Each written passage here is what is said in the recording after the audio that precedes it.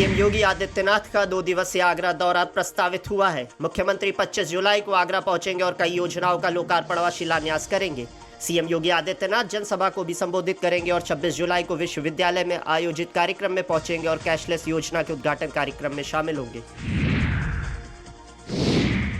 सपा अध्यक्ष अखिलेश यादव ने सरकार पर निशाना साधते हुए कई सवाल उठाए हैं। उन्होंने कहा कि सरकार के ऊपर क्या कोई दबाव है जो मंत्री को नहीं हटा पा रही है। अखिलेश यादव ने पूछा कि क्या दबेराज खुलने का डर है। छात्रों पर लाठीचार्ज को लेकर सपा सांसद डिंपल यादव ने सरकार पर निशाना साधते हुए कहा कि यही सरकार का राम राज्य है। डिंपल यादव ने कहा कि बच्चों की बातें नहीं सुनी जा रही और पेपर लीक पर जवाब कौन देगा। शाहजहांपुर पहुंचे डिप्टी सीएम ब्रजेश पाठक ने भगवान परशुराम मंदिर में पूजा अर्चना की और बटुक पूजा में भी हुए शामिल।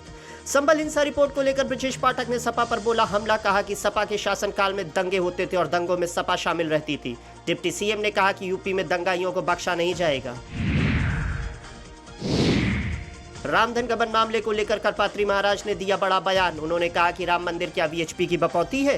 करपात्री महाराज ने आरोप लगाया कि आज ट्रस्ट की बैठक संतों के पक्ष में नहीं है और संतों की उपेक्षा की जा रही है। उन्होंने कहा कि आज की बैठक की कोई मान्यता नहीं है। करपात्री महाराज ने मांग की महासचिव पद किसी संत को मिले और साधु संत तय करे कि महासचिव कौन बनेगा।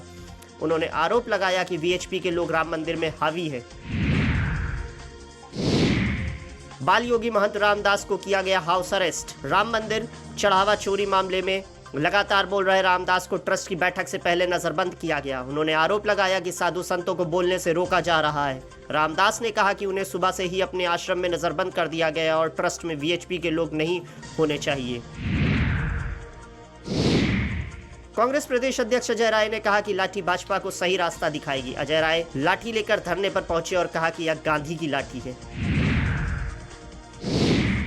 कांग्रेस अध्यक्ष मल्लिकार्जुन खड़गे ने कहा कि राहुल गांधी और प्रियंका गांधी का अपमान किया गया। उन्होंने आरोप लगाया कि प्रियंका गांधी को देर रात तक थाने में रखा गया। खड़गे ने कहा कि कांग्रेस ने जो नोटिस दिया है उस पर चर्चा होनी चाहिए।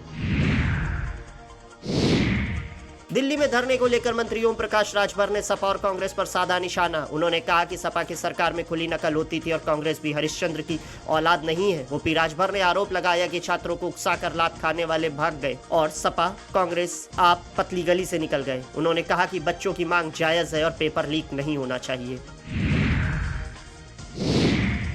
बीजेपी सांसद भोला सिंह ने विपक्ष पर निशाना साधते हुए कहा कि विपक्ष नहीं चाहता कि चर्चा हो। उन्होंने कहा कि सरकार चर्चा के लिए तैयार है।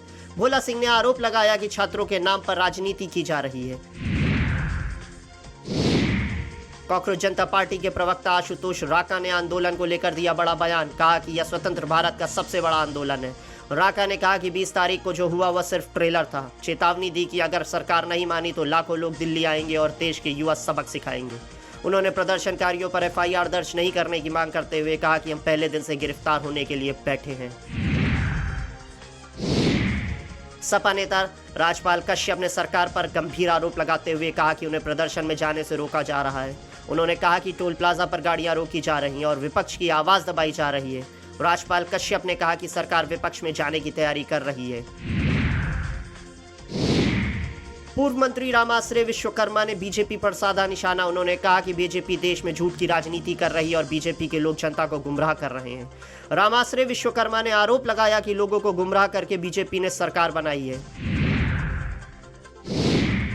रक्षा मंत्री राजनाथ सिंह ने दिल्ली में प्रदर्शन को बताया गंभीर चिंता का विषय। उन्होंने कहा कि कुछ लोग छात्रों का इस्तेमाल कर रहे हैं और युवाओं को राजनीतिक स्वार्थ के लिए इस्तेमाल कर रहे हैं। राजनाथ सिंह ने कहा कि सरकार युवाओं को कल्याण के लिए प्रतिबद्ध है और उनकी हर चिंता सुनना जिम्मेदारी है। उन्होंने कहा कि लोकतंत्र में मुद्दे पर चर्चा के लिए संसद उचित मंच है। राजनाथ सिंह ने विपक्ष से मानसून सत्र सुचारू रूप से चलने की अपील भी की है। उद्धव ठाकरे से अरविंद केजरीवाल ने की मुलाकात। बाद में दोनों ने संयुक्त प्रेस वार्ता भी की। अरविंद केजरीवाल ने कहा कि देश के युवा गुस्से में हैं और देश भर से बच्चे दिल्ली पहुंचे हैं। उन्होंने आरोप लगाया कि आवाज उठाने पर लाठीचार्ज किया जा रहा है। टीएमसी सांसद कल्याण बनर्जी भड़के पत्रकार के सवाल पर। सुरक्षाकर्मी और पत्रकारों पर हमले के सवाल पर उन्होंने पूछा कि आप देश के युवाओं के साथ ऐसा करेंगे। कल्याण बनर्जी ने पत्रकार से पूछा आप वहां क्यों गए। उन्होंने विरोध प्रदर्शन का समर्थन करते हुए कहा कि हम इसका समर्थन करेंगे। कल्याण बनर्जी ने पीएम मोदी पर निशाना साधते हुए कहा कि अगर छात्रों की बात नहीं सुनेंगे तो किसकी सुनेंगे। समाजवादी पार्टी के सांसद रामगोपाल यादव ने कहा, अगर सरकार चर्चा कर रही होती तो कोई रुकावट होती। ये तो चर्चा करना ही नहीं चाहते हैं, एक शब्द कोई कहना ही नहीं चाहता है तो कार्यवाही स्थगित हो जाती है। ये सब दिखाता है कि आप एक शब्द किसी की नहीं सुनना चाहते, तो ये लोकतंत्र का मजाक है। पूर्व आईपीएस प्रेम प्रकाश ने जंतर मंतर प्रदर्शन को लेकर कहा कि यहाँ बच्चे हैं, प्रदर्शनकारी नहीं। उन्होंने कहा कि इनसे संवाद स्थापित होना चाहिए था और लाठीचार्ज से पहले कोई चेतावनी तक नहीं दी गई। प्रेम प्रकाश चंद्रशेखर आजाद की पार्टी के नेता हैं।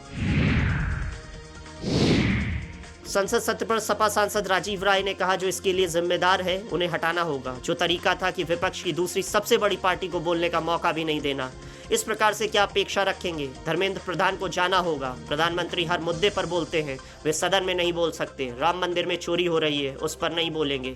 लड़के आत्महत्या कर रहे हैं, उस पर भी नहीं बोलेंगे। यहाँ लाखों बच्चे बैठे हैं, उस पर नहीं बोलेंगे। तो कैसे प्रधानमंत्री हैं?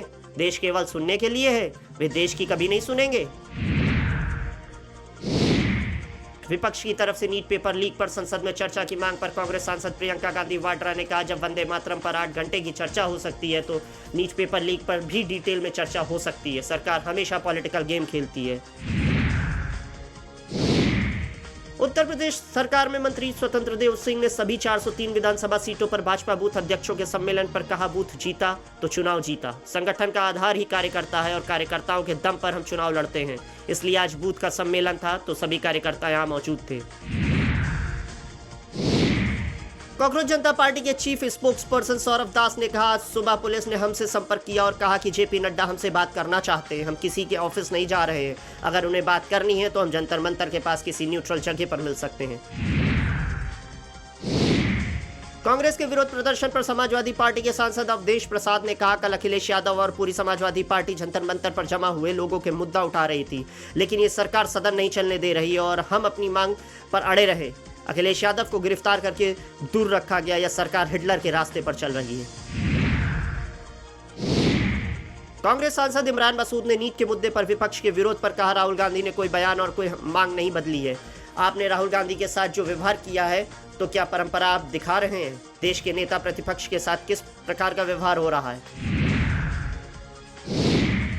सपा सांसद धर्मेंद्र यादव ने कहा, विपक्ष खासकर समाजवादी पार्टी और बाकी सभी पार्टियों स्टूडेंट्स के साथ खड़ी है। सरकार को आज उनकी प्रॉब्लम सॉल्व करनी चाहिए। हमारा प्रदर्शन आज खत्म हो जाएगा, लेकिन जब तक छात्रों की समस्या बनी रहेगी तब तक वे जंतर मंतर पर बैठे रहेंगे और जब तक वे सरकार से खुश नहीं होंगे हम अपने अपने तरीके से प्रदर्शन करते रहेंगे, चाहे हाउस में हो या बाहर। 20 जुलाई को हजारों बच्चे लाठीचार्ज का शिकार हुए। वह एक काला दिन था।